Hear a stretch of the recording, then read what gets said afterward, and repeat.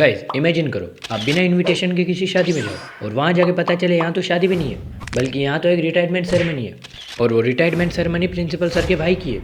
अब ऐसी सिचुएशन में आप क्या करोगे? चलो जो मैंने किया वो मैं आपको बताता हूँ। तो अब स्टोरी शुरू करते हैं। ये कहानी उस टाइम की जब मैं 11th क्लास में पढ़ता था। रोज की तरह मैं और मेरे दोस्त मस्त एकदम क्लास में बैठे थे। तभी मेरी क्लास की एक लड़की आई और हमें बोली, मेरे बड़े भाई की शादी है, तुम सबको आना है। आप लोग सोच रहे होंगे उसने पूरी क्लास में से सिर्फ हमें ही क्यों इनवाइट किया? वो इसलिए क्योंकि वो हमारी अच्छी दोस्त थी और लड़कों में सिर्फ हमसे ही बात करती थी। और हमसे भी बात इसलिए करती थी क्योंकि हम उसकी रो के बिल्कुल पास में ही बैठते थे। मतलब हमारी रो और उनकी रो आस पास में ही थी। अच्छा ठीक है, समझ गया। उसने कहा शादी 2 दिन बाद है। मैं आज इसलिए आई हूँ क्योंकि दोस्तों को इनवाइट करना था। हमने कहा हम जरूर आएंगे। फिर स्कूल से आने के बाद मैंने घर पर मम्मी को बोला। मेरी मम्मी बोली चला जाना। मैं बोला मम्मी वो गिफ्ट भी ले जाना है तो वो पैसे दे देते। मेरी मम्मी बोली जिस दिन शादी उस दिन जोरदार बारिश होगी, इसलिए तू मत जा। हाँ मतलब उनको गिफ्ट नहीं दिलाना था, लेकिन मुझे भी गिफ्ट लेके जाना था क्योंकि मेरे बाकी सब दोस्त ले रहे हैं। इज्जत का सवाल था यार, समझो। मैंने मम्मी को बोला यार मम्मी प्लीज़ सभी दोस्त लेके जा रहे हैं, प्लीज़ यार गिफ्ट तो ले जाना पड़ेगा ना। मेरी मम्मी बोली हाँ ठीक है ले जाना, मैं तो वैसे ही मजाक कर रही थी। हाँ फाइनली मम्मी मान गई। अब आप लोग सोचेंगे भाई वो प्रिंसिपल सर के भाई की रिटायरमेंट सेरेमनी वाली स्टोरी का है। बस देखते जाओ, आगे एक जोरदार ट्विस्ट आएगा। किसी ने सोची ना होगी। शादी वाला दिन आ गया। हम मस्त रेडी होकर गिफ्ट लेकर शादी के लिए निकल गए और वहाँ जाके पता चला कि यहाँ दूल्हे के किसी रिश्तेदार की डेथ हो गई है, जो कि यहाँ फंक्शन अटेंड करने आया था। इसलिए शादी में ज़्यादा डेकोरेशन भी नहीं था और सभी लोग वहाँ पर दुखी ही थे, कुछ को छोड़ के।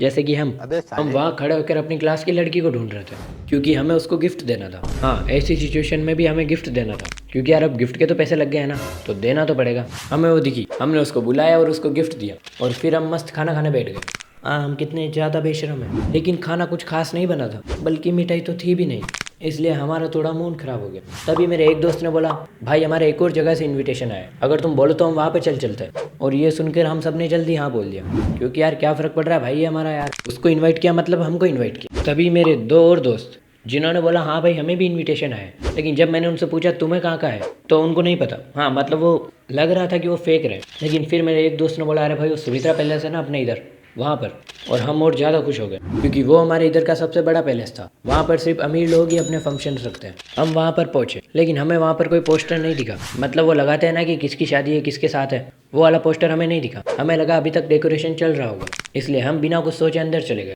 और अंदर जाते ही पहले हम खाने पर टूट पड़े क्योंकि यार बहुत देर से भूख लग रही थी। लेकिन तभी मैंने हमारे स्कूल के प्रिंसिपल सर को देखा और जब मैंने ये बात मेरे दोस्तों को बताई तो बोले अरे क्या फ़र्क पड़ रहा है भाई, प्रिंसिपल सर को भी तो इन्वाइट किया होगा किसी ने, अमीर अमीर की जान पहचान रहती है। और हाँ मैंने भी कह दिया हाँ हो सकता है।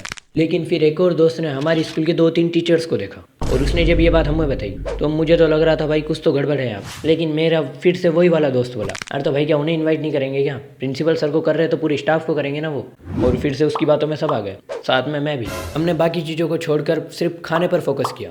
लेकिन फिर हमारा क्लास टीचर हमें मिल गया। हाँ मतलब जब हम खाना ले रहे थे तो, और उन्होंने कहा प्रिंसिपल सर ने तुम्हें भी इनवाइट किया है क्या? हमने कहा प्रिंसिपल सर वो हमें क्यों इनवाइट करेंगे? क्लास टीचर बोले अच्छा तो तुम्हारे पापा प्रिंसिपल सर के भाई को जानते होंगे।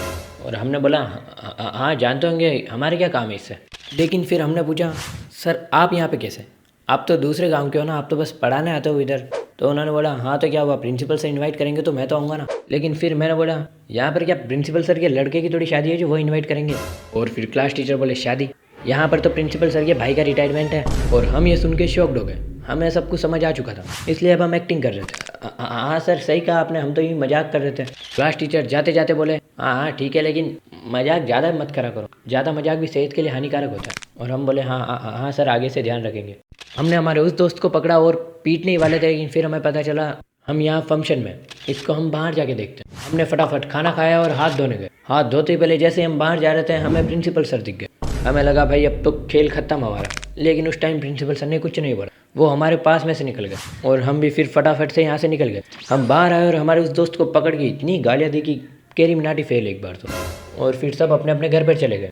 हमें लगा जब सर को हम अगले दिन स्कूल में मिलेंगे तब सर हमें डांटेंगे, इसलिए हम सब टेंशन में थे रात से कि कहीं पे हमें प्रेयर में खड़ा ना करें। फिर अगले दिन हम स्कूल गए और 6 पीरियड यूँ ही निकल गए। लेकिन फिर 7वें पीरियड में प्रिंसिपल सर आए और हमें लगा अब तो हम खत्म। लेकिन प्रिंसिपल सर ने बोला आज तुम्हारी जल्दी छुट्टी हो रही है प्रिंसिपल पावर की वजह से। सब बच्चे गेट से निकलने लगे और प्रिंसिपल सर गेट के वहीं खड़े थे।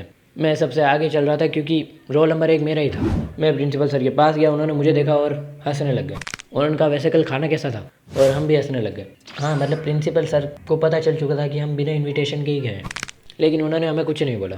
सो गाइस वीडियो को यहीं पे ख़त्म करते हैं। Thanks for watching. Next video जल्दी आएगी।